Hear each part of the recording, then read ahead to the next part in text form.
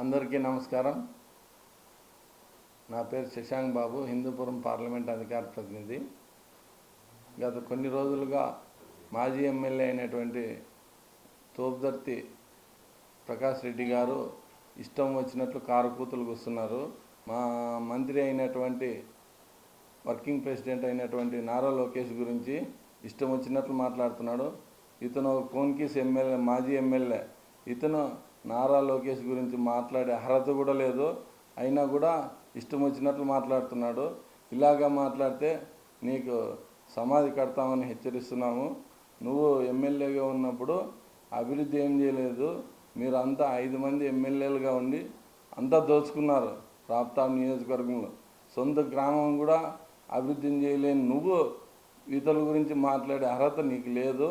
అభివృద్ధి అంతా చేసిండేది ఓ పరిటాల సునీతమ్మ, పరిటాల శ్రీరామే. రాప్తాం నియోజకవర్గంలో గతంలో 2014 నుంచి 19 వరకు అభివృద్ధి చేశాం. తిరిగి 2024లో అధికారంలోకి వచ్చినాక కూటమి ప్రభుత్వంలో మీ సొంత గ్రామంలోనే 3 కోట్లతో అభివృద్ధి పనులు చేశాం. అది గుర్తుంచుకో ప్రకాష్ రెడ్డి. ఇష్టం వచ్చినట్లు కారుకూతులు కూర్చేది కాదు. పరిటాలంటే భయం లేదంట. భయం లేని నా కొడుకు నువ్వు కారు బాంబు పెట్టి 23 మందిని బలిగొన్నావు. సిగ్గు లేదా నీకు? భయం లేకపోతే అప్పట్లో మీరంతా ఎందుకు పరిటాల రవీంద్రని చంపడానికి ప్రయత్నం చేశారు? అది మీకు గుర్తులేదా? ఇంకా మీరు కేసులోనే ఉన్నారు, ముద్దాయిలే మీరు. ట్రయల్ కూడా జరుగుతుంది హైదరాబాద్ కోర్టులో. తొందరలోనే మీకు జీవిత ఖైదు శిక్ష కూడా పడుతుంది. గుర్తుంచుకోండి. మీరేం పెద్ద పతిరత్నం కాదు, అంతా మీరు రౌడీ షీటర్లు, ముద్దాయిలే. ఏదో పెద్ద ఒకసారి గాలికి వచ్చిన ఎమ్మెల్యే నువ్వు ఏదేదో మాట్లాడుతున్నావు. అంత లేదు నీకు సీను. నీకు జగన్మోహన్ రెడ్డి టికెట్ ఇవ్వడని ఇష్టం వచ్చినట్లు మాట్లాడుతున్నావు.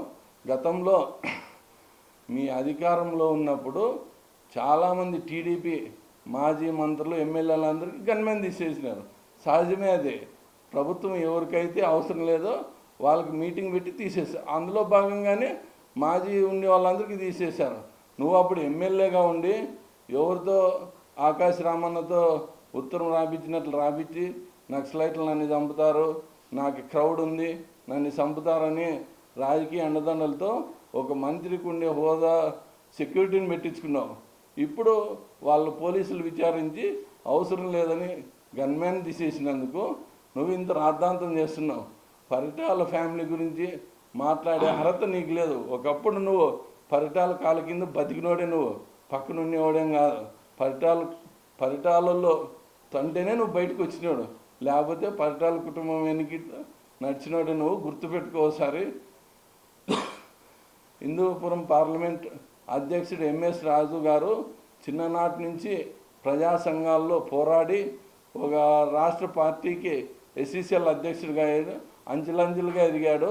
అతన్ని గుర్తించి నారా లోకేష్, చంద్రబాబు నాయుడు గారు టికెట్ ఇచ్చి ఎమ్మెల్యే గెలిచింటే అతను కోట్లు సంపాదించాను అంటావు. మరి నువ్వు ఎమ్మెల్యే కాకముందు ఏముండే? ఇప్పుడు మీ కుటుంబం ఎన్ని కోట్లు సంపాదించారు? నువ్వు ఒకసారి సవాలుకు సిద్ధమా? ఎంఎస్ రాజు గురించి మాట్లాడినట్లు మేము చెప్తున్నాం, మీరు చాలా కోట్లు సంపాదించినారు.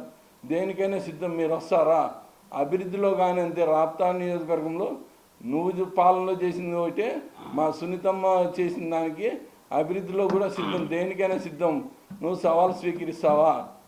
ఊరికే రోడ్డు అంటే పోయేటివన్నీ సరిగ్గా సక్రమంగా మీరే వాహనాలు నడుపుకోకుండా మమ్మల్ని సంకల్పించినారని అది సరికాదు.